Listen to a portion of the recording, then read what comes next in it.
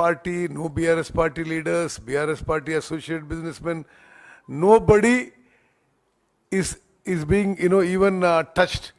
Very, very clearly in Telangana, BRS and BJP are working together.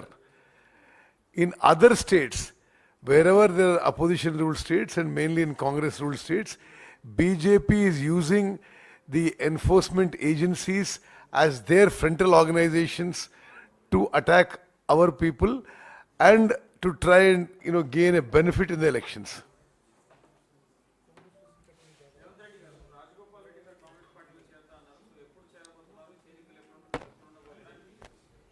చేరతా అన్నారని వారే చెప్పిండ్రు. ఎప్పుడు చేరేది కూడా వారే చెప్తారు. వారికి ఆ పూర్తి స్వేచ్ఛ కాంగ్రెస్ పార్టీ ఇచ్చింది. వారు ఎప్పుడు చేరాలనుకుంటే అప్పుడు చేరవచ్చు.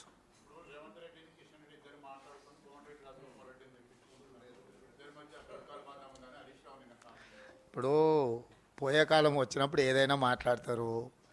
మొత్తం మోడీనే అడుగుతా చేరమని చెప్పి. ఇంకా మళ్ళీ కిషన్ రెడ్డితో ఎందుకు మాట్లాడేది? మోడీ అమిత్ షాను కూడా కాంగ్రెస్లో చేరమని చెప్తాం. మా సిద్ధాంతాలను కాంగ్రెస్ విధానాలను ఆచరించే విధంగా వచ్చి చేరమని చెప్తాం. ఈ అర్థం పర్థం లేని ఆరోపణలతో వాళ్ళని ఎవరు కాపాడలేరు. వాళ్ళొక ఉద్దేశంతో అందులోకి పోయినరు.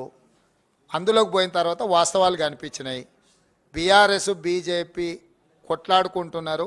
కేసీఆర్ అవినీతి మీద 1,00,000 కోట్ల రూపాయల సంపాదన మీద బీజేపీ చర్యలు తీసుకుంటుందని చెప్పి రాజగోపాల్ రెడ్డి, వివేకు, విశ్వేశ్వరరెడ్డి, విజయశాంతి గారు, డీకే అరుణ గారు, జితేందర్ రెడ్డి గారు వీళ్ళందరి నాయకులు అందులో పోయి చేరిండ్రు.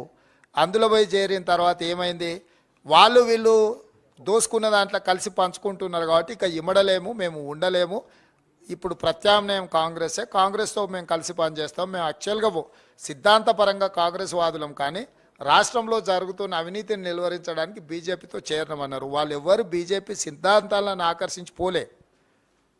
కేంద్రంలో అధికారంలో ఉన్నారు కాబట్టి కేసీఆర్ అవినీతి మీద చర్యలు తీసుకుంటారని వాళ్ళు వెళ్ళినరు. కానీ అవినీతిలో వాళ్ళు కూడా భాగస్వాములు అని తెలిసిన తర్వాత వాళ్ళు వెనక్కి వస్తున్నారు. నేను ముందే చెప్పిన, కాంగ్రెస్లోకి రావాలనుకున్న వాళ్ళను సాధారణంగా ఆహ్వానిస్తున్నాం. వాళ్ళ స్థాయిని బట్టి డెఫినెట్గా పార్టీ వాళ్ళకు అవకాశాలు, హోదా ఇస్తుంది.